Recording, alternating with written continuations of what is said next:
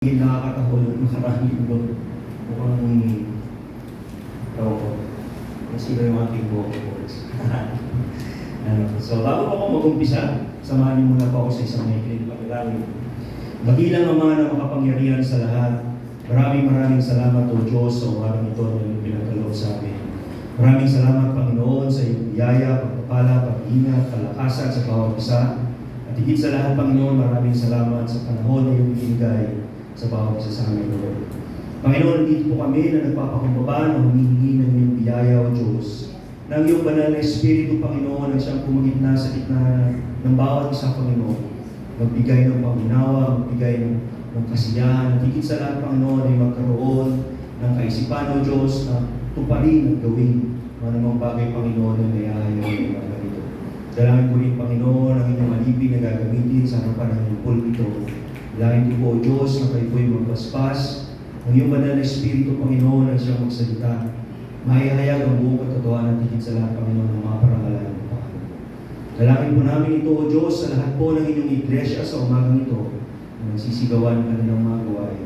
Sa pangalan ng aming Panginoong Jesucristo na aming tagapagligtas. Amen and amen. So, last week po ay wala ako dito dahil tinubog. Busog. Yung mga pamangkin ko po, sabi si Jamie sa akin kahapon, mga nilalagnat na sila.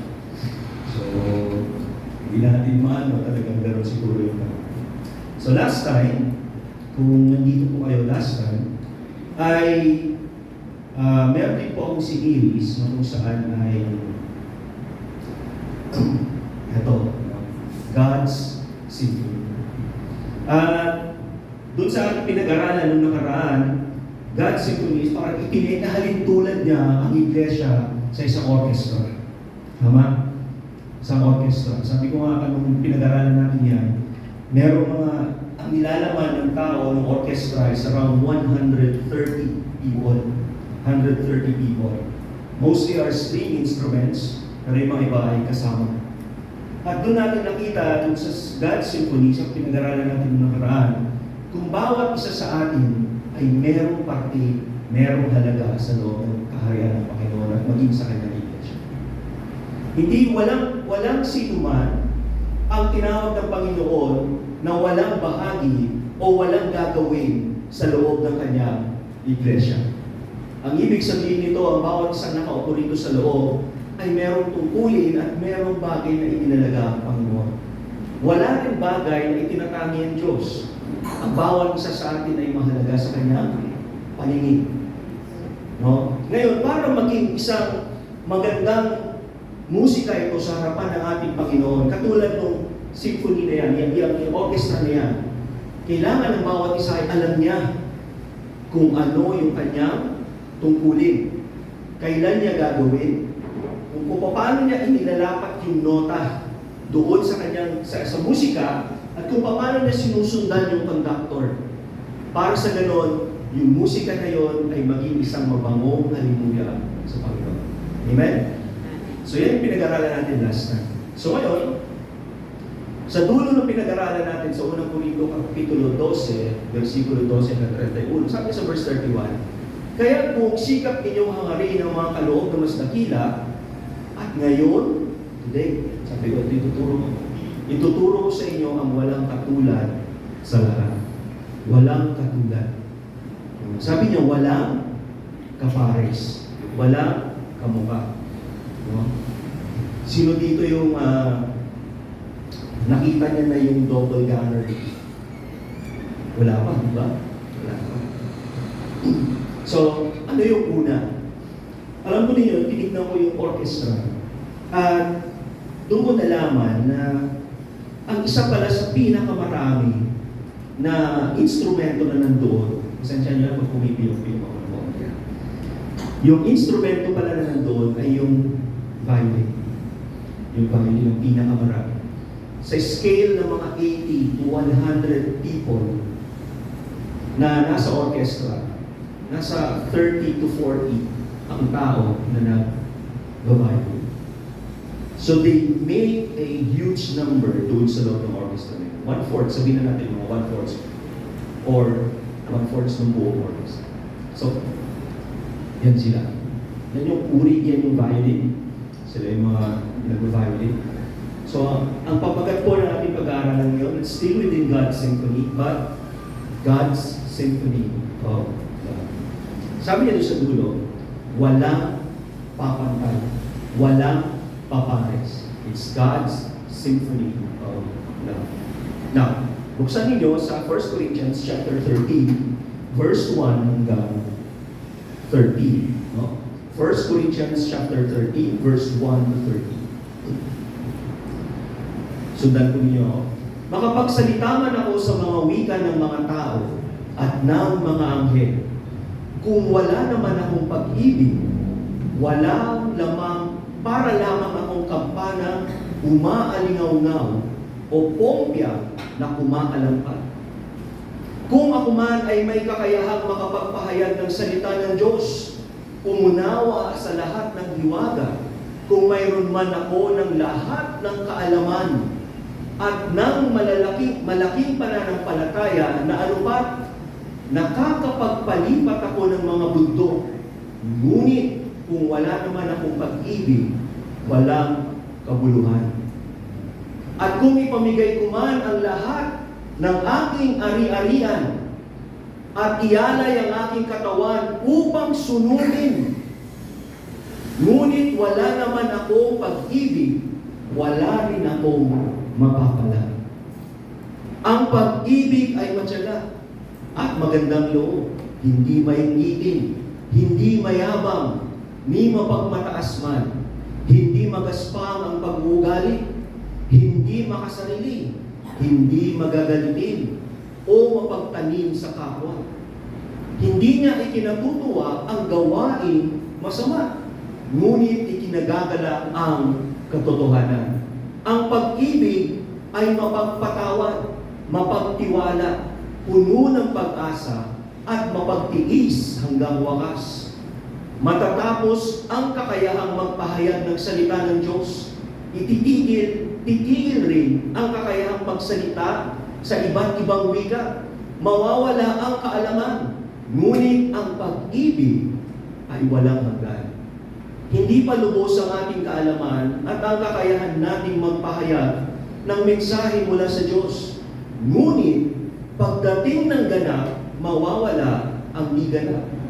Noong ako'y bata pa, nagsasalita ako, nag-iisip at nangangatwirang tulad ng bata.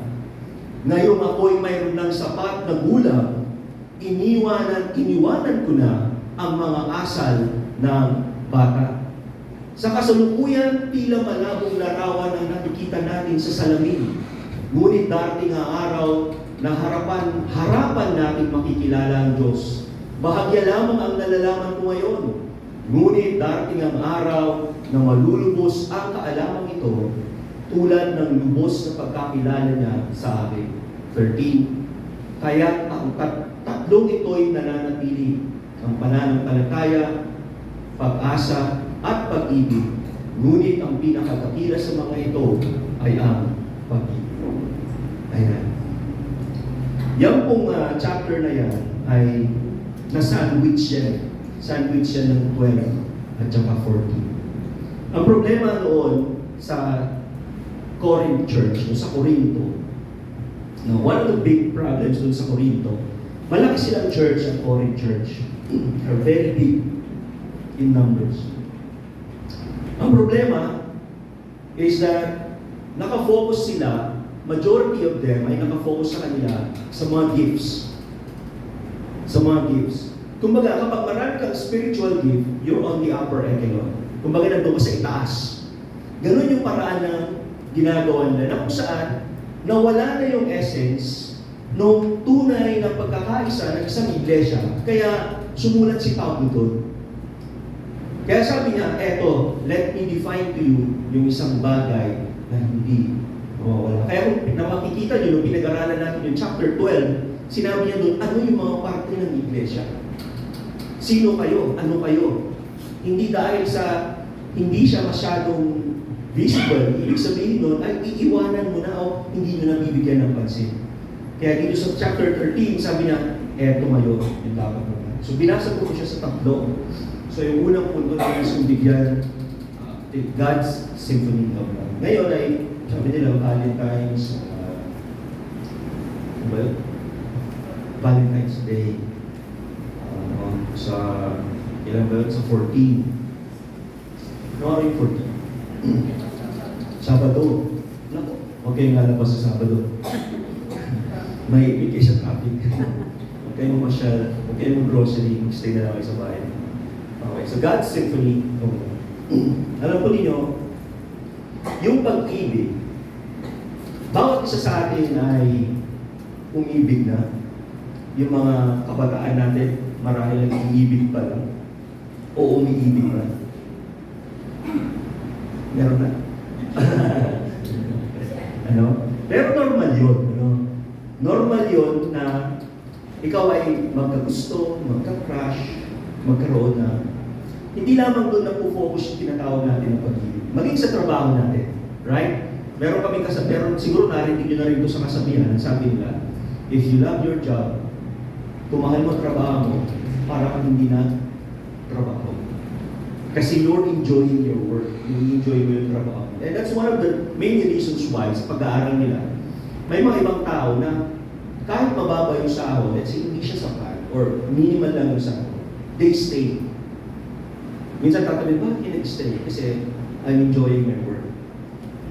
Kahit na sabihin natin na meron yung iba na meron ang tataas ng sahod, ang lalaki ng sahod nila, but 2 years, 3 years, hindi. Bakit?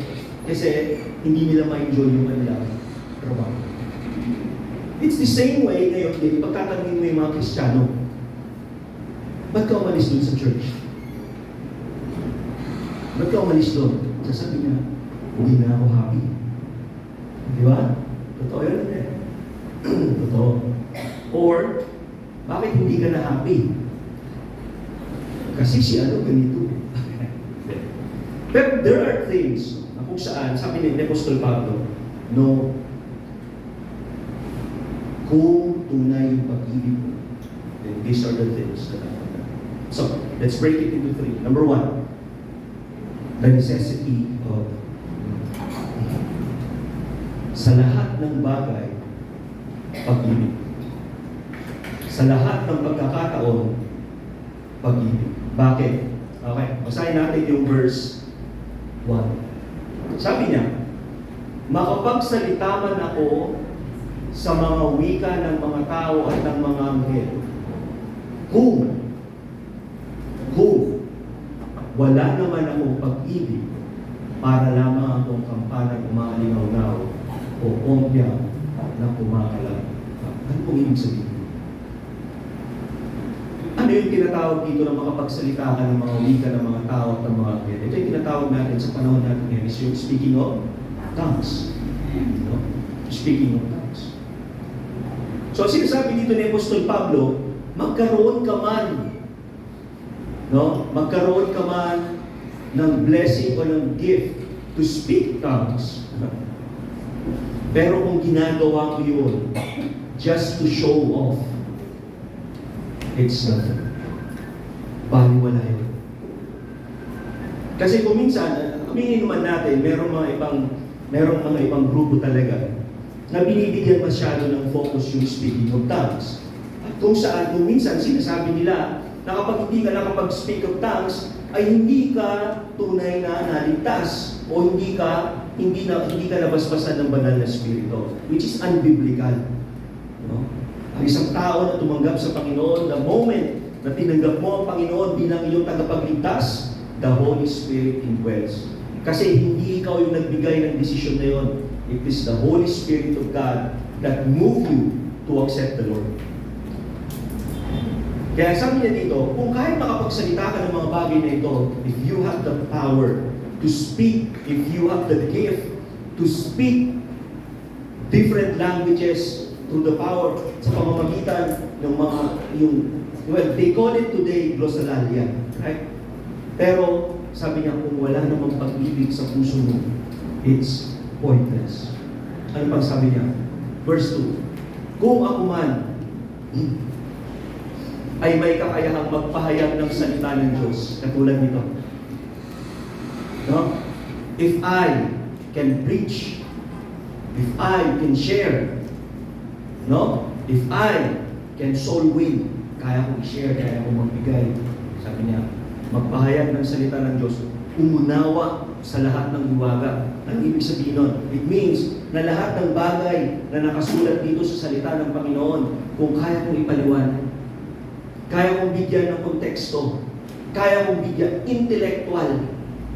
Sabi niya, kung meron man akong kaalaman, lahat ng kaalaman, even if I have all the knowledge, sabi niya, kahit na meron ako ng lahat ng bagay, sabi niya, at hindi lang yun, meron kang pananampalataya kasing laki ng ano?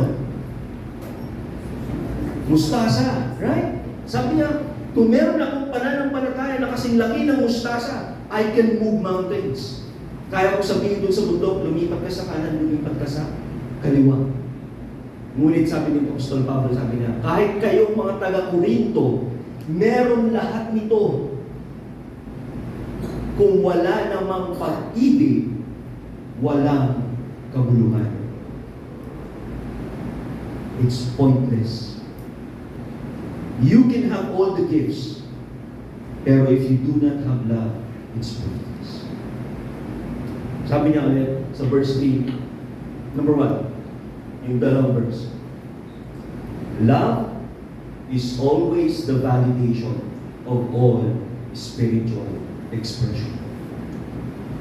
Lahat ng bagay na ginagawa mo should be coming out of love. It should never be an obligation. Kapag ang nararamdaman mo sa iyong sarili is you're doing it out of obligation, you are not enjoying it. Or out of compliance. Nagko-comply ka, sinabi ni Pastor ginagawa ng marami. Parang ganito yung halimbawa. May nagsabi sa akin. Nung dumalo daw siya sa isang, sabihin na natin, dumalo ka sa isang conference. Sabihin natin, medyo heavy yung Pentecostal conference na nadalo. Ang nangyari, lahat sila natumba. Pero ikaw, nakatayo doon. Ang gagawin mo? Hihiga ka na rin. Tutumba ka na rin. No? Parang gano'n. Dahil silang lahat sila ay nagsalita ng tongues, ikaw hindi nagsalita ng tongues, bigla ka magsasalita ng tongues kahit hindi na. So, love, ginawa mo yun, not because there is love, but rather because you want to comply. Gusto mo lang mag-comply. Now, all spiritual expressions, ano yung spiritual expressions? Yung gift, lahat ng gifts. Those are spiritual expressions. Pero it should be validated by love. Halimbawa po ako, I can share the gospel. We can preach. Kaya ko mag-preach. Right? Kaya ko mag-preach. Kaya ko gumawa ng outline. And I can share. I can soul win. Pero kung ginagawa ko yun, not because I love the congregation, not because I love the church, ano mangyayari? Right? Ang ginagawa ko is that I'm just doing kung ano yung role ko. But it's not because I love you. Isipin po ninyo ganito. Kung meron kang anak na gumagawa ng masama o gumagawa ng mali, and then sasabihin mo sa kanya, anak, nakita ko yung ginawa mo, sinusuportahan kita. Is that an expression of love? No. It's never an expression of love. So, balikan natin. Sabi niya dito, if there's no love, the gift of tongues is just a noise. Ingay lang yan. Kaya sabi niya, Apostol Pablo, parang lang yan pobya. Ingay lang yan na ginagawa mo. Pointless, nothing of value. Marunong ka mag-prophesy. You have the gift of prophecy. Ang lahat ng prophecy mo is just an empty declaration.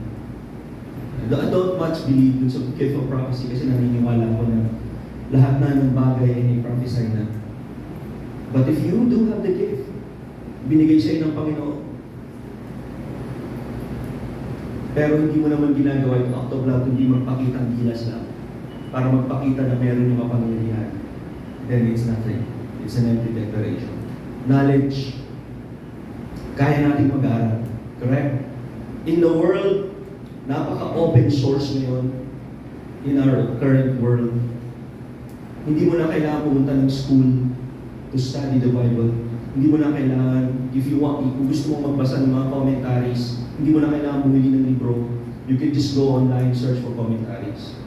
Gusto mong magbasa ng mga preachings, gusto mong manood ng mga preachings, you can just go online. All of those things becomes your knowledge. But even if lahat nandun sa iyo, ang nangyayari, ang karamihan sa maraming nangyayari is that it becomes an intellectual pride. Nagiging ego. Nagiging sabi, hindi, mas marunong ako sa'yo. Right? Next. Faith becomes self-exalting power. Yung pananampalataya, ang nangyayari, itinataas natin yung ating sarili. Bakit? Kasi nga kung minsan nga naman, meron talaga na doesn't have that gift. Wala talaga siya eh. Right? Hindi naman niya talaga kaya mag-tongues. Hindi niya marunong mag-prophesy. He has a hard time understanding. But does it mean na yung dahil lesser yung kanyang spiritual expression, does it mean na mas mababa yung faith niya? Sometimes ganoon din tayo. Sometimes the congregation makes a mistake. Kung minsan ina-acknowledge natin na yung tao yun is a much more spiritual person kapag nakikita natin siya na mas active, mas involved. Sometimes we define it yung sa paraan na gano'n. But it does not define. Hindi yun yung definition. The definition is kung yung mga ginagawa mo is out of love. If I have to give, one of the, naalala ko yan, nakaupo ko palagi sa likod doon, hindi pa ako pastor. And then, sa tuwing may magpipreaching dito, yung mga matatanda, they have their notebooks. Susulat sila. Sulat sila ng sulat. Meron na tayong TV nito. Meron na yung TV niyan. Wala pa yung TV. Gamit pala natin yun ay yung projector. So, mga nakaproject lang doon yung kanta. Pero yung preaching, hindi nakalagay. So, yung mga matatanda, ang ginagawa nila, susulat sila. Pagkasabi ng verse, dalawang letra pala yung may sulat, lumilipat na yung speaker sa ano. So, wala na naman siyang masulat. So, I was watching dun sa likod. Sabi ko, alam ko si Nanay Virginia sa likod ko nun, nagsusulat siya. Then sabi ko, tumawa naman tumawa. That's why we made it, nag-decide ako, sabi ko, i-encode ko nga while preaching. I-encode ko then share it doon sa GC. Nang sa ganon, makita nila at mayroon silang palikdan ka. And that became a tradition na, naging tradition na yun sa atin. Right? So, ang tanong doon is that, why did I do it? Bakit ko ginawa yun? Just to prove a point? No. Ginawa ko yun because what I see, nung nakita ko yun, bakit, it's a need. And it's a need to serve. Kailangan mo maglingkod. At dahil naglingkod ka, gagawa ka ngayon ng paraan. Because why? Kasi gusto ko mangyari is that all of those people na gustong magsulat, gustong maggan, gustong basahin nila, gustong pag-aralan nila, they have the notes and they can grow. So, our position, yung position po natin, to do things should be coming out from. Kahit pag pumunta kayo dito sa church, you should be focusing on, may mahal mo ang Panginoon. It should not be because, nag-message si pastor, pumunta raw tayo. Hindi gano'n. It should be voluntarily. Masaya ka pupunta. You're excited to come. You're excited to sing. You're excited to hear. You're excited to see your brothers and sisters. Diba? Dapat ganun. That's the attitude. Ano sabi niya dito? Love is the credential that authenticates every gift. Without it, ministry is performance and not worship. Okay? So love is the credential that will authenticate. Minsan makikita ninyo, bakit mahal na mahal ng mga musician natin na tumutulong. Bakit Sister Lisa, tuwang-tuwa siya umaawit. Masaya-masaya siya umaawit. Minsan pag gano'n, napapalagay ko, kung may kimbol pa siya. Diba? Nandun ako sa likod. Bakit gano'n? Bakit gano'n yung expression niya? Bakit gano'n yung expression niya? Bakit yung mga ibang musician natin, kung minsan talaga sumasabay-sabay pa sa tugtog, right? Why? Because that expression is that if you are enjoying, if you are worshiping, yung expression mo is hindi poker face. Because you are expressing your love. Ini-express mo yung pag-ibig mo sa Panginoon. And you're worshiping Him in spirit. Ganun yun. Diba? Kaya nga, sabi niya dito, verse 3, at kung ipamigay man, so yung nauna, 1 and 2, is about spiritual gifts. 1 and 2 naman, number 3. Dalawang bagay ito. Number 1, at kung ipamigay ko man ang lahat ng aking ari-arian, at ialay ang aking katawan upang sunugin, ngunit wala naman akong pag-ibig, wala rin ako mapapag. So dito papasok naman ngayon, Pastor. Ibig sabihin nun, when we give, when we offer. Yesterday, sa Bible study namin, music team, isa sa mga bagay na nabanggit doon is about the woman. Nung nandun sa Panginoon sa templo, and then there's an offering box. Naalala yun. Doon sa offering box, mayroong isang mayaman na naghulog ng maraming pera. Then there is a poor woman, mayroong isang matandang babae na naghulog na pulube. Meron siya 5 ng huling pera niya. At tapos inihulog niya. And then the Lord asked, sabi ng Panginoon, sino sa tingin ninyo yung kanasiyahan ng Panginoon doon sa dalawang pera? Right? Yung isa naghulog ng marami, yung isa naghulog ng 5. So tingnan mo. Alam niyo kung bakit masaya ng Panginoon? Because yung naghulog ng 5, hindi niya inihulog yung 5. Ano yung inihulog niya? Yung buhay niya. Ang inihulog niya doon ay yung buhay niya. Hindi niya inihulog yung 5. Inihulog niya doon ang buhay niya. Bakit? Kasi yung 5 na yun na yung buhay niya. Kasi yun na lang yung ibibili niya eh. After noon, wala na ulit. Zero balance na siya. Kaya nung inihulog niya yun, what the Lord sees there, He made a sacrifice. Sinacrifice niya doon yung buhay. Kaya sabi niya dito, He made that because out of love. Hindi mo kayang ibigay ang buhay mo kung hindi mo mahal ang pinagbibigay.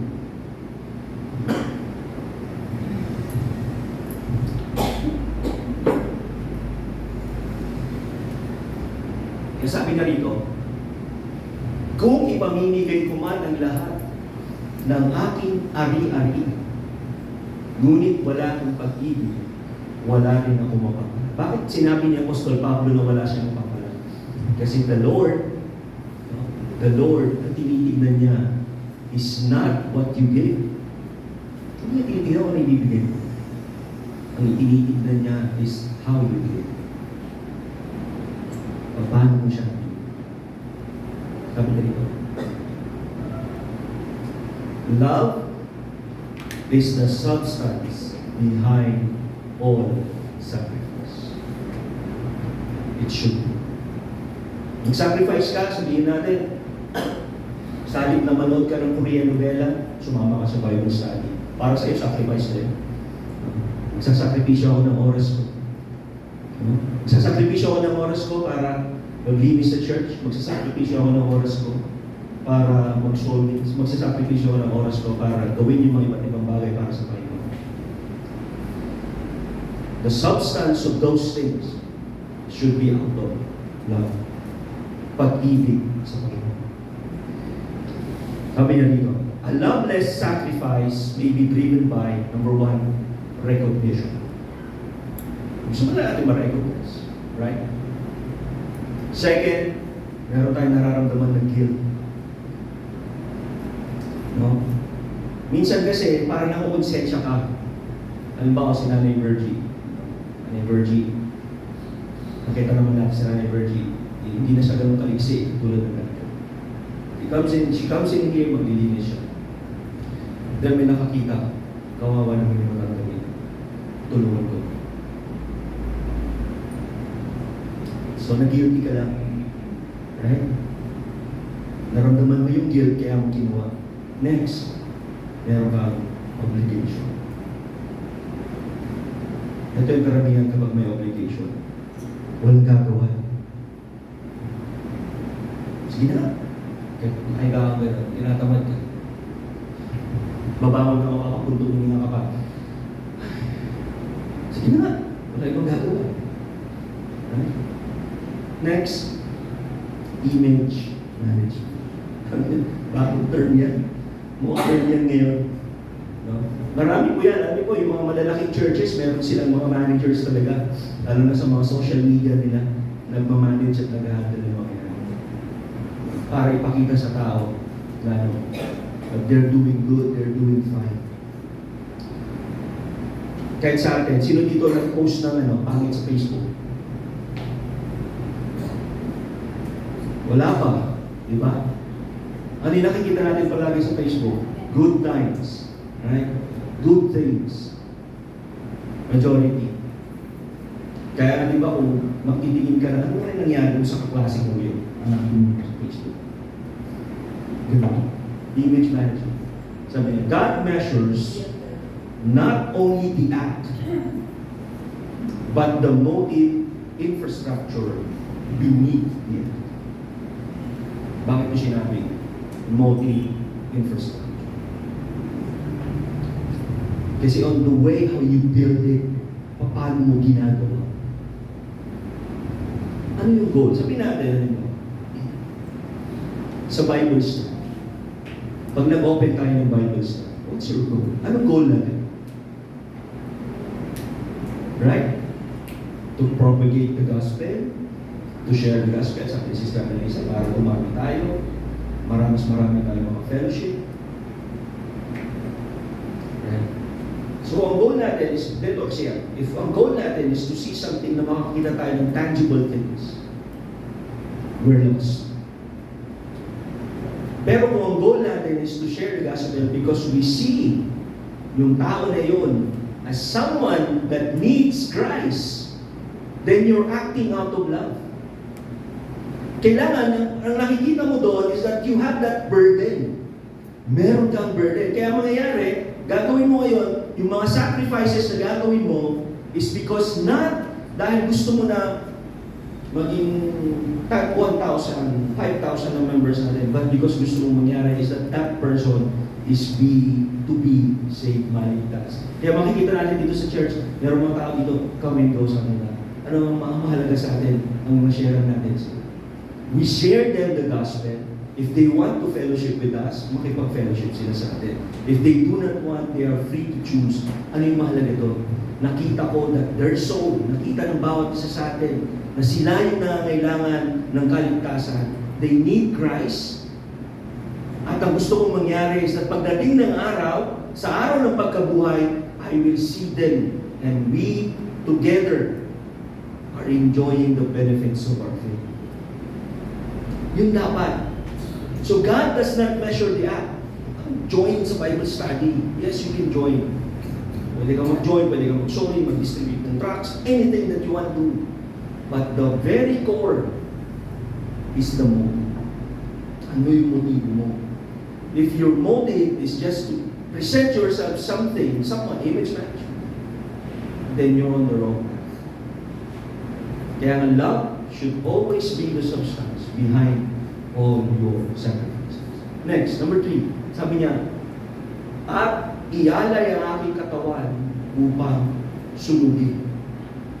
So makikita natin dito, si Apostol Pablo, sabi niya, ilalagay ko aking sarili para sunugin. Pero and then, there's the clause, sabi niya, ngunit, wala naman akong pag-ibig, wala rin ako mapapala. Love is the prophet of all suffering. Ano yung prophet? kita. Right? Sa amin tawag namin sa Ilocano, ganansya. Parang Espanyol, ganansya. Or, profit, kita. Why? Every martyrdom, which is the apex of devotion, is rendered spiritually unprofitable without. Kahit magpapako ka sa krus, kahit magpapugod ka ng ulo, kahit na gawin mo lahat ng sacrifice, yung nakita niyo yung monk na nagsunod ng kanyang sarili, nagbuo siya ng sinunod niya sarili for para ipakita yung kanyang against dun sa government. Naging martyr siya. Yan. Gusto niya ipakita na kahit hindi siya sumigaw, ako na susunod siya. Sabi niya dito, one may die dramatically without dying lovingly. Right? Pwede ka mamatay dramatically. Pero pwede ka mamatay. And then sabi niya, suffering alone is not sanctifying. Love is what sanctifies your suffering. Nung si Kristo ay namatay, it's not because of obligation.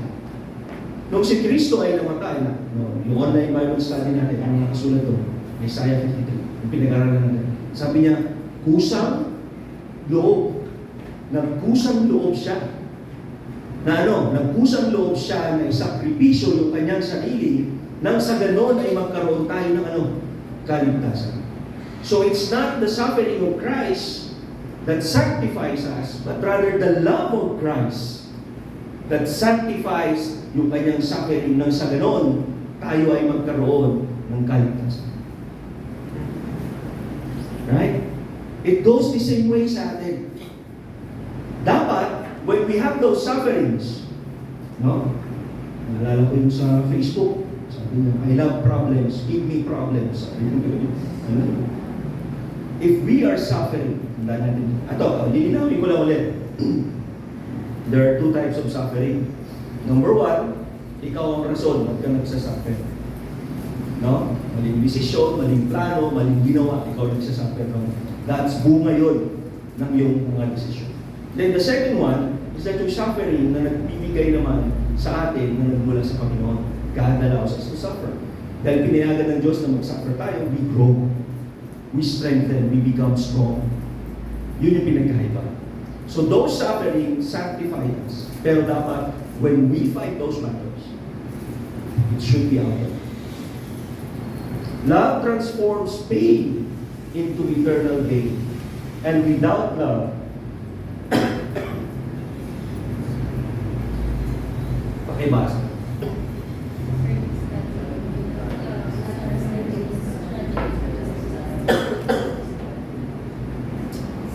It's not suffering becomes a tragedy and not a testimony. So sa halip na makapag-testify ka dito, sa halip na makapag-testify ka dito, at sabihin mo yung the great things that God did, hindi mo magawa. Why? Because it's untrue. Walang katotohanan eh. Because it's not love that made you victorious. Kaya kung minsan, may testimony na parang hollow. Right? May testimony na parang hollow. Pero meron namang testimony na kung minsan, mabigat. And you can sense it. Malalaman mo yung testimony niya. Because God gives everyone the gift of discernment. Madibisern mo yun eh. Now, number 2. The character of love. So nalaman natin kanina, the gifts, sacrifices, kung wala yung pag-ibig, it's nothing. Next, ano naman yung character ng pag-ibig? Verse 4. Ang pag-ibig ay matyaga. Magandang loob. Ito, napag-aralan natin ito kahapon, hindi mainggitin. hindi mayabang, hindi mapagmataas, hindi magaspang ang pag-uugali, hindi makasarili, hindi magagalitin, o mapagtanim sa kapwa. Hindi niya ikinatutuwa ang gawain masama. Ngunit ikinagagalak ang katotohanan. Ang pag-ibig ay mapagpatawad, mapagtiwala, puno ng pag-asa, at higit sa lahat, mapagtiis hanggang wakas. So, isa-isahin natin. Ano yung mga positive? Number 1. Ang pag-ibig daw ay mapagtiis at matyaga. Ginamit dyan ng Greek word ay yung makrothea. Na ang ibig sabihin ay mahaba yung pisig. Mahaba yung pasensya. Hindi agad gumaganti kapag nasasaktan. Ibig sabihin nito, yung sinasabi natin na ikaw na yung magparaya dahil ikaw yung nakakaintindi. Yung mga bagay na kakulangan na nagagawa ng ibang tao na hindi niya naiintindihan, napapalagpas mo. Mas mahaba yung pasensya. Mas mahaba yung paraan ng pag-unawa mo dun sa tao nito. Sabi niya sa pangalawa, ang pag-ibig ay mabait. Ano ibig sabihin ng mabait?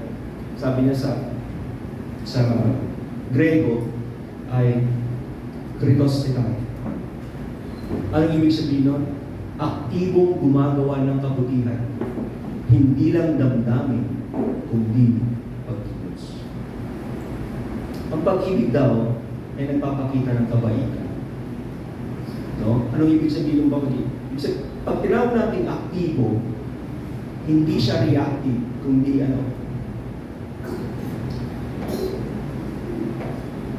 dalawa yun eh. Pag tinawag natin reactive, anong ibig sabihin ng reactive? After, right? Proactive. Ang paggawa natin, ang pagiging mabait, it's a proactive attitude sa atin. Hindi siya reactive. Yung nagiging mabait ka na lang after. Hindi. Even before mangyari, mabait ka na. Nagiging mabait ka na. Ibig sabihin, aktibo kang gumagawa ng kabutihan. Hindi na kailangan sabihin pa. You voluntary. Next, nagagalak sa katotohanan, ikinatutuwa ang katwiran. So ano ibig sabihin? Hindi kinukonsinti ang kasalanan alang-alang sa nakikisan.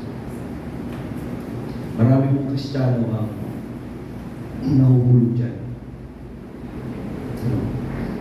Nagkakala. Maalala yung sa online Bible study, yung sa Samati ng Brother Ben. Di ba? Ang sagot ay, huwag kang mag-compromise. Alam ko nabanggit ito sa Bible study ng Wednesday. Ang pag-ibig, ang totoong pag-ibig, is not, minsan kasi ganito nangyayari. Tayong mga Kristiyano, takot maka-offend. Tama? Takot tayo maka-offend kasi mayroong nakasulat sa Biblia na sabi niya, huwag kang maging katisuran. No, huwag kang maging katisuran ng iyong kapatid. Kapag ikaw ay nakatisod, kailangan iuwin mo siya. Balikan mo, iuwin mo siya. No? Pero, meron pong pinagkaiba, yung tinatawag natin na rebuking, at saka yung tolerance. Kapag po tinawag natin yung bagay na mali sa ating kapatid, we are rebuking them for their better. Para sa ikabubuti nila. Tama? Hindi mo naman sila tinawag, yung kanilang pagkakamali ay hindi mo tinawag to condemn. But what? But to correct.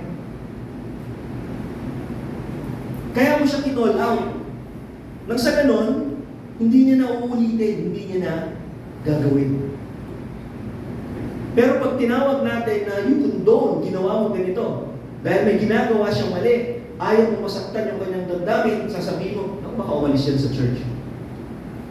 That's not love. We are not to tolerate sin. God hates sin. Hindi natin tinotolerate yan. If there is something wrong, kung meron bagay na mali, call it out. May makita kayong mali. It's my job to call it out.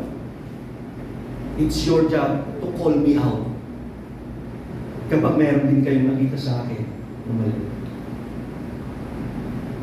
It's a shared responsibility, tandaan natin, pinag-aralan natin about the church. Kaya sabi niya doon, hindi kinukonsinti ang kasalanan alang-alang sa pakikisama. We are even, pare-parehas. Kaya, love, alam po ninyo, pag pinapaliwanag ko yung sa mga anak ko, napapalo ko sila. No. One of the things na palagi kong ini-employ sa kanila kapag napalo ko sila. Pagkatapos ko silang paluin sa puwet, si Genesis nun, itataas ko pala, umiiyak na. Si Jade naman nun, inaabangan niya. Inaabangan niya, palo ko.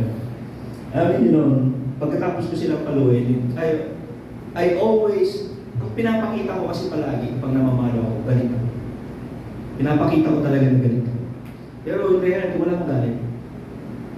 Gusto ko lang, I wanna make it a point na makita nila na I'm displeased, na hindi ako masaya doon sa ginawa nila. But then, after noon, after ko silang paluin, pagkatapos nilang punasan yung puwet nila sa sahig. Dahil sa sakit, no? Tatawagin ko sila sa kwarto, and then I will talk to them. Kakausapin ko sila in a way, papaniwalang ko why. And I want them to understand bakit ko sila pinalo. Bakit ko sila pinalo? Bakit umabot tayo sa punto na pinalo ko kayo? Now, marami sa mga magulang ayaw nilang paluin yung kanilang anak. Aminado naman ako na wala kong pinalo yung panganay ko. Yung maliit na bata, hindi ako makapasok sa trabaho. Dahil kapag alis ako sa trabaho nung nakakapit yan, kailangan para lang ipagtaguan. Tatakbo ka para hindi ka niya makita. Eh, nakakapit siya dito sa paa ko, hindi na ako late na ako.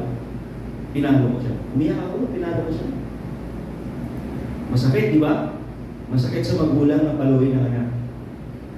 But if you love him, love them.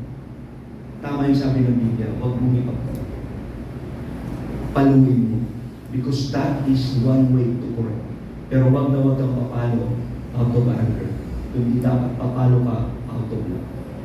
Meron kang gustong ipunto at gusto mong madisiplina yung mga. Kaya sabi niya doon, hindi mo kukonsintihin yung ginagawa nilang mali. Just for the sake na hindi masira yung image mo as a daddy, as a father, as a mother. No. Ganun din tayo sa bawat isa sa atin. Huwag niyong isipin yung image niyo sa iba. Kahit pa sabihin nung, halimbawa, nakita ni Basil, 3 girlfriend ni Judah. Diba? Siyempre, gagawin ni Basil, i-call out niya si Judah. Una, kakausapin muna ni Basil si Judah. Hindi tama yung ginagawa mo, mali, kailangan isa lang. Share mo naman. Share mo naman. Isa lang. Diba? Ngayon, pag hindi nakinig si Judah, saka siya lalapit sa akin. Kasi ito na yung papasok yung trabaho ko na nakakausapin ko si Judah. Right? Pero hindi sasabihin, hindi gagawin ni Judah ni Basil na pagtatakpan niya yung ginagawa ni Judah na merong tatlong girlfriend. Iko nito. Sasabihin natin ni Basil, isama na lang. Tandaan natin, God sees it. At kapag pinagtakpan mo, anong nangyayari?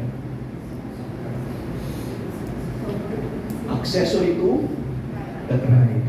Nagiging accessory ka to the crime. So yung kasalanan na dapat wala ka, meron ka na ngayon kasama. Right?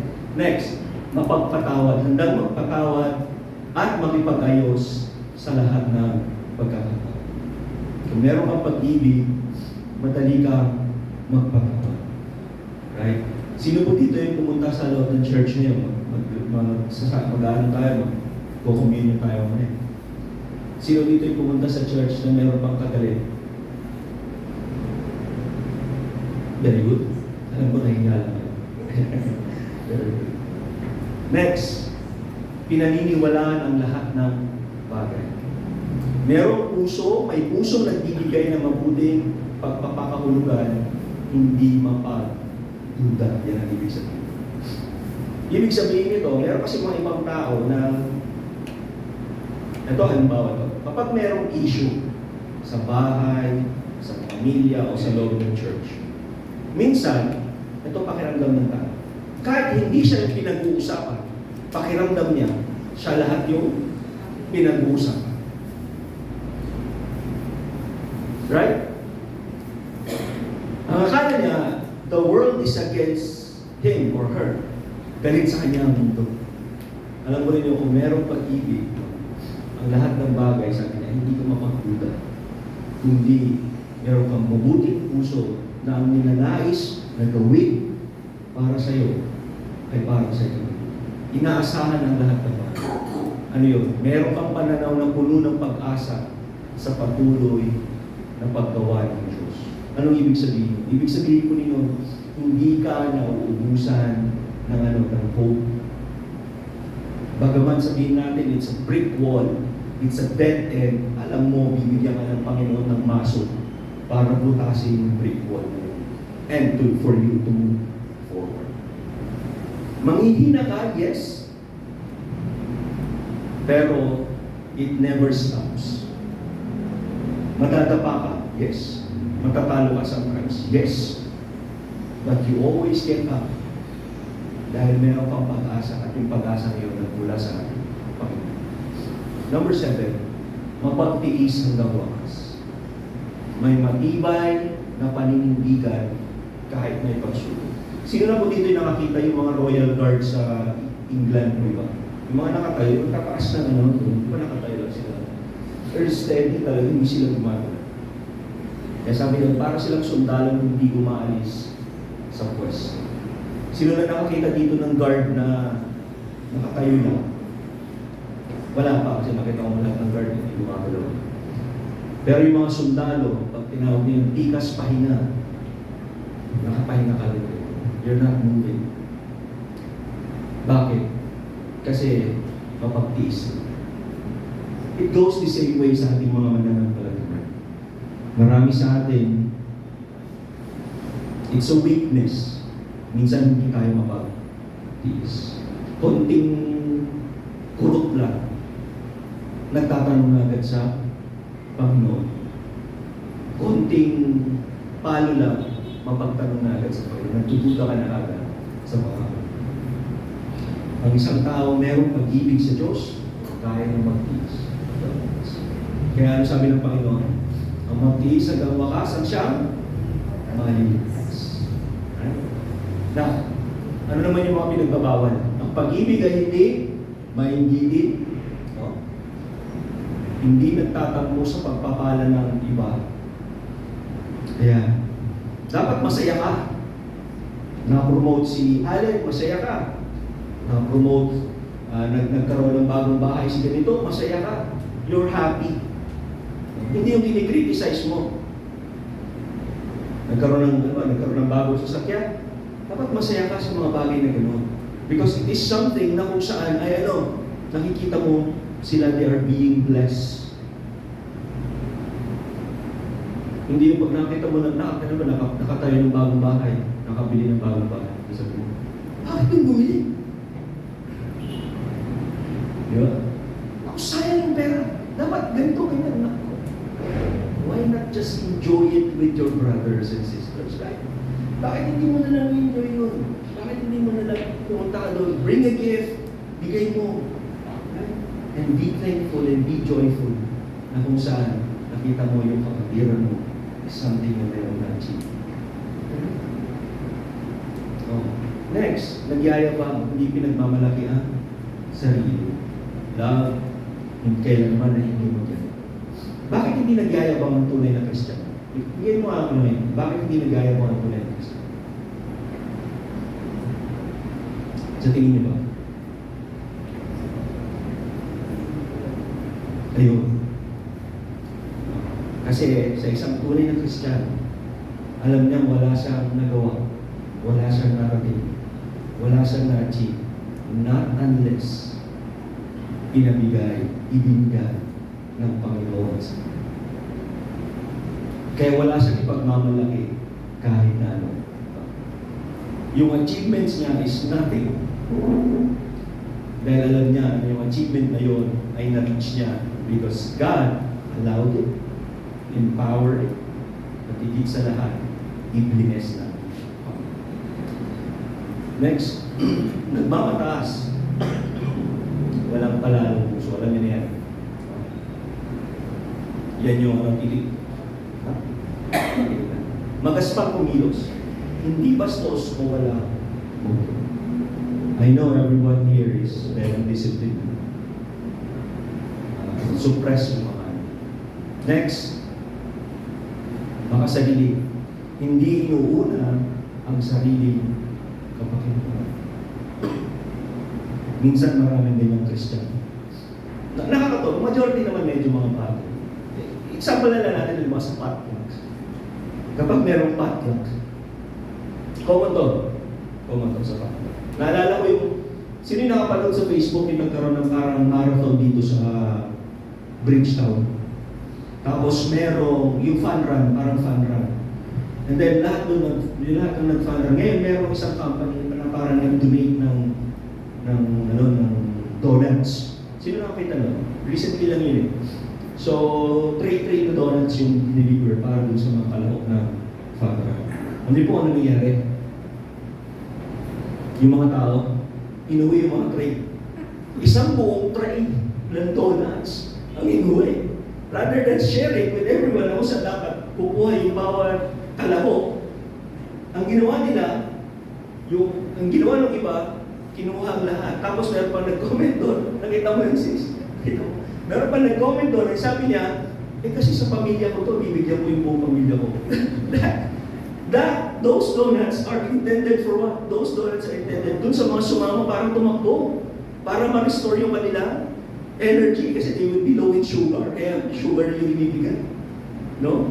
And then ang ginawa ng mga nakalawag doon, binilang niya lahat yung kamag-anak niya doon sa bahay and then binitbit yung tray. Ang masakit nun, sinama pati tray. Ikukunin ulit ng kumpanya yun.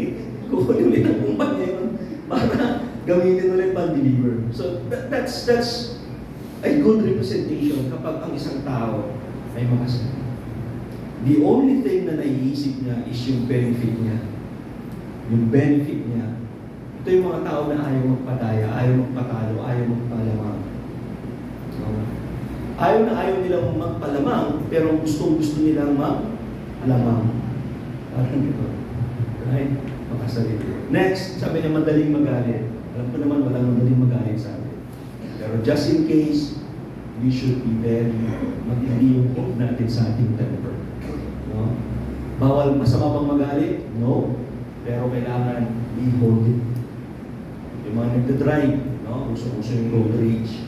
Dapat mainit. Next, nagtatala ng kasalanan. Nagkikim-kim. Nagbibilang ng pagkakamali. Ako, huwag tayong ganyan. Wala kang pag-ibig kung ganyan ka, nagtatala ka ng kasalanan. Naalala ko yung kapatid ko si Jenny. Sabi niya, Kuya, ano yun? May utang ka sa akin 2 piso. Ayos ko na kami. Ha? Sabi ko, kaya ako nagkautang sa yung 2 piso. Sabi niya, nung grade 3 tayo, hindi pa kami. Grade 3, hindi mo na maalala. Sabi ko, naalala mo ba? Sabi ko, nagtatala. Nagkikim-kim ang nabibilang ng pagkakamali. Alam niyo po ba kung bakit marami nag-aaway kapag reunion? Bakit sa tingin niyo? Nagbubungkalan eh. Bakit? Kasi bawat isa naglista. Tama? Bawat isa naglista. Tapos kanya-kanyang singil. Right? Si Ana Lily ate, kinumusta ko siya. Bible study ng first day. Bible study naman ng first day. Kumusta naman po nung umuwi yung mga kapatid niya? Anong sagot niya? Sana hindi naman sila umuwi. Yan ang sagot niya. Yan ang sagot niya. So doon pa lang sa sagot niya na yun, you know what happened. Alam mo na kung ano yung nangyari. Right? Alam mo na kung ano yung nangyari. Kaya nakakalungkot na dapat sa atin mapagpatawa. And then we forget. Right? Those are pains, those are sufferings na naranasan natin for us para maging mas mabuting tao. And that we can give glory to God. Right? Next, sabi nito, nagagalak sa kalikuan. Hindi natutuwa kapag may bumabagsak sa kasalanan. Minsan kasi merong masaya. Meron pa akong mga nakikitang Kristiyanong ganito. Minsan masaya kapag may nakikita silang masamang nangyayari. Somewhat, parang nararamdaman nila, it brings justice sa kanila. Right? Nagiging justice sa kanila. Halimbawa, si Genesis. Meron siyang kasamaan ng loob. Kasamaan niya ng loob si Dwayne. No? Ngayon, nung nag-initian sila, dalawa. Pero sa isip-isip ni Genesis, sana madapa. Biglang nadapa si Dwayne. Sasabi ni Genesis, buti na sa'yo. Yung ganong reaksyon ko, no? Yung ganong reaksyon, ang ibig sabihin nun, naging masaya ka ba doon sa nangyari sa akin? Right? And that's not love. Walang ganon. Kaya ano sabi ng Panginoon, kahit na gaano kasama yung ginagawa nila sa iyo, you don't seek justice doon sa ginawa nila sa iyo. Kundi you still continue to show love, mercy, compassion. Katulad ng sinabi ni Esteban nung binabato siya. Ano sabi niya? Panginoon, huwag mong singilin sa kanila ang dugo ko dahil hindi nila alam ang kanila ginagawa. Binabato ka na, pinapatawad mo na, ipinapanalangin mo pa na yung mga tao yun, hindi nila alam ang ginagawa, kaya huwag siya singilin. Hindi siya nagkingkit, hindi siya nagtanim. Kundi ang nakita niya, yung mga tao yun, is someone that is lost. Walang nalalaman sa kanila. Hindi ako babakas. Number 3. The permanence of God. Pag tinawag natin permanence, steady lang siya. Siya lang. Sabi niya dito, matatapos ang kakayahang magpahayag ng salita ng Diyos, titigil rin ang kakayahang magsalita ng iba't ibang wika. Mawawala ang kaalaman, ngunit ang pag-ibig ay walang. Those things are all temporary. Pagdating natin sa langit, meron pa bang mag-preach? Meron pa bang mag-share ng gospel? Meron pa bang magsusoul winning? Meron pa bang Bible study? Wala na yung mga bagay. Meron pa bang kailangan mag-tongues? Wala na rin. Meron pa bang kailangan mag-prophecy? Wala na rin. Because fulfillment na lang. Pero out of all those things, ano yung maiiwan? Love. Yung pag-ibig. Kaya sabi niya, matatapos ang lahat ng bagay na ito, but love will remain. Love, point number 1, love never ends. All the spiritual gifts are temporary. Prophecies will cease, tongues will be stilled, knowledge will pass away. But, sabi niya, these gifts function within time, sa panahon. They belong to the present or incomplete age. But love does not decay, retire, or terminate. Hindi nawawala. Balikan lang natin yung John 3:16. For God so loved. He loved us before we loved Him.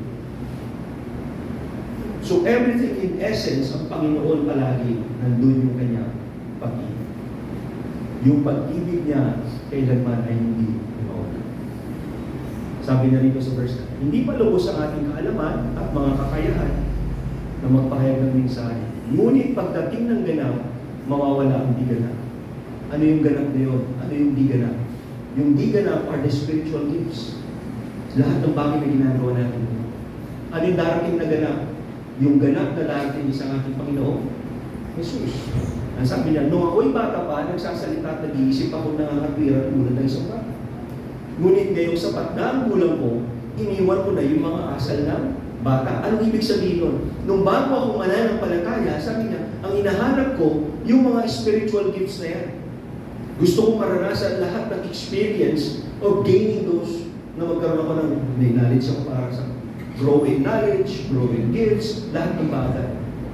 Pero sabi niya, when I grow, when I mature, Sabi niya, nung mature na ako, sabi niya, iniwan ko na yung mga bagay na yun. Bakit niya iniwan? Because the focus now is ano? The focus now is hindi para sa sarili mo. Yung mga bagay na yun is for you eh. Right? Increase in knowledge, you go in tongues, you prophesy, it's you. Sa'yo yun. Kasi you elevate your spiritual experience. Pero when you grow, mawawala na yun. Kasi ang gusto mo na mangyari is that you manifest yung mga gifts na yun, not for your benefit anymore, but for the benefit of others. Doon nag-grow ang Christian. Kaya sabi niya rito, iniwan niya na yung mga asa na yun. At sabi niya, malabo man daw yung kanilang nakikita sa salamin, pero darating yung panahon na makikilala nila ang Diyos. Bahagya lamang yung kanilang nalalaman, pero darating ang panahon, lubos natin maiintindihan. Marami tayong tanong, right? Saan nangalan sa mga tanong sa akin sa Genesis? Saan nakuha ni Cain mo kanya? Dami natin tanong. There's a lot of questions pero hindi pa paliwanag sa atin. Hindi pa pakita ng Panginoon yan sa panahon natin. Pero pagdating ng araw na yun, ipapaunawa ng Diyos sa atin. Sabi niya dito, love surpasses our partial knowledge.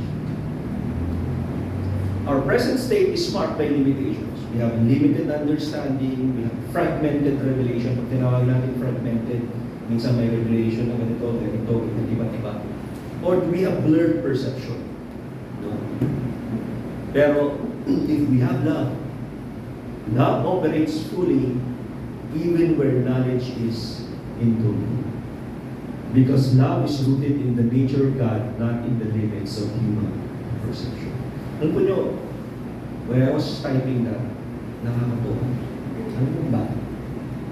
Sabi niya, love operates fully even when knowledge is incomplete. Ano po bakit? Kasi majority ng tao ang sinasabi nila, if i-share mo yung gospel, kasi parang nila sinasabi is that, hindi ako masyadong marunong kasi. Hindi ko kaya mag-share kasi hindi ko memoryado yung verse. Wala akong alam na verse, hindi ko alam mag-rebatal, hindi ko alam. Pero you know what? Habang inanoy ko, if you love, if there is love, even if your knowledge is incomplete, magiging effective, you're going to be a very effective soul winner. Yung testimony mo will be very effective. Bakit? Because yung love is rooted in the nature of God. Sa Diyos na buhay. Hindi sa limit natin. We have limits. Hindi ko naman na-memorize to. Sino naka-memorize ng Bible dito? Wala, right? Kaya tinawag ko fragmented revelation. Kasi minsan may maalala ko, fragmented lang.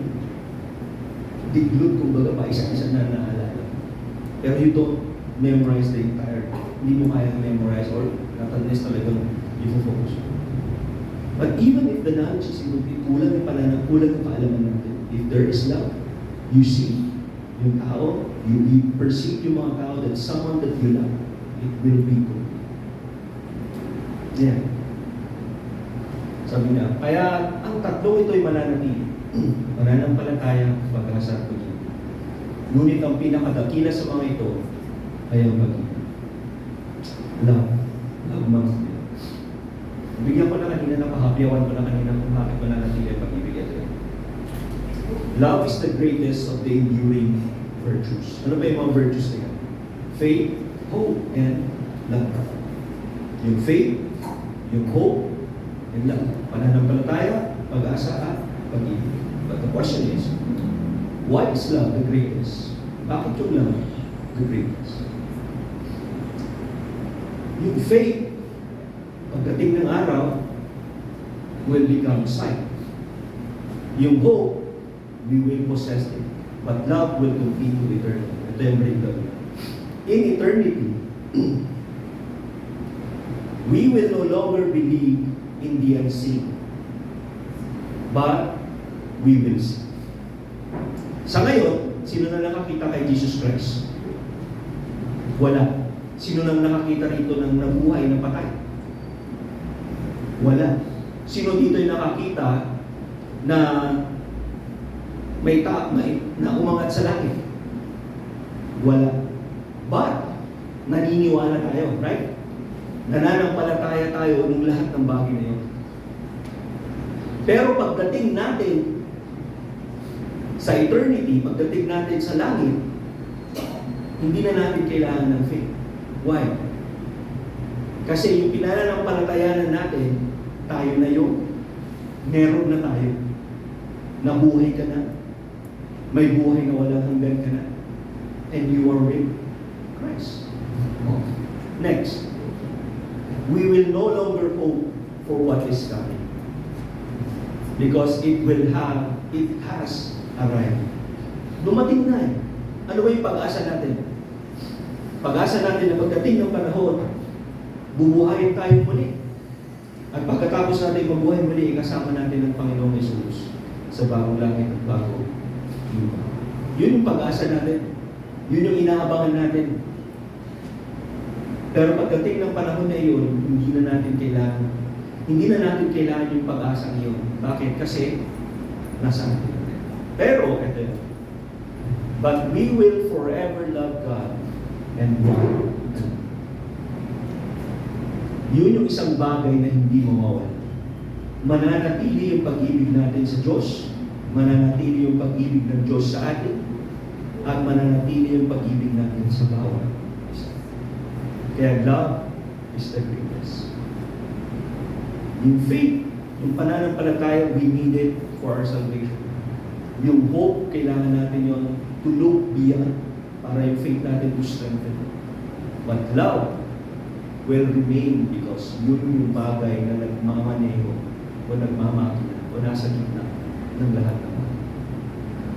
So, dito, God's symphony. That is medyo mahaba siya at alam ko bawat isa sa atin na intindihan. Pero that's the first symphony. I have two more symphonies. Maybe this is. Dito mabawa sa verse na to.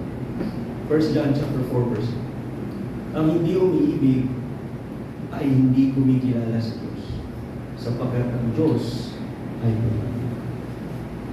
So dapat ang bawat isa po sa atin, when we do anything for the Lord, we're not doing it dahil obligation, we're forced to. Alam niyo kung bakit? When you wake up in the morning, bakit ka nakamiti? Alam mo, papasok ka sa trabaho. Bakit kung minsan may ibang trabaho na kag-iisip? Tulad sinabi ko kanina, because they love their job. Mahal nila yung trabaho nila o mahal nila yung mga katrabaho nila. Pag pumunta ka sa church, tanong ko, nakangiti ka rin ba? O, sabihin mo, church na. Amen. So, tandaan natin ang Panginoon, inibig niya tayo. Bago pa natin siya inibig niya natin. At walang bagay na makakapantay sa pag-ibig ng Diyos. Wala rin makakapantay ng pag-ibig ng Diyos sa sangkatao. Binigyan niya kayo ng puwang, huwag natin sa kanya. Saka niyo po ako sa pagkakas. Dakilang Ama na makapangyarihan sa akin. Salamat Panginoon sa pag-ibig na ibinigay mo sa akin. Tunay nga o Diyos na walang hanggan ang iyong pagmamahal. Walang hanggan na iyong ipinakita Panginoon sa krus ng Kalbaryo. At walang hanggan Panginoon na iyong ipinagkaloob sa bawat isa sa akin. Tulungan mo kami Panginoon na maisumo namin ang mga sarili, ang aming mga buhay. Tulungan mo kami Panginoon na tumalima. Tulungan mo kami Panginoon na magawa at maging bunga ng aming mga buhay o Diyos yung pag-ibig. At maging ito Panginoon ang sentro sa aming paglilingkod, sa aming pamilya, at sa pagkakas. Salamat nito Panginoon. May pangalan mo ang magakilang, pangalan mo ang may taas. Sa pangalan ni Jesus. Amen.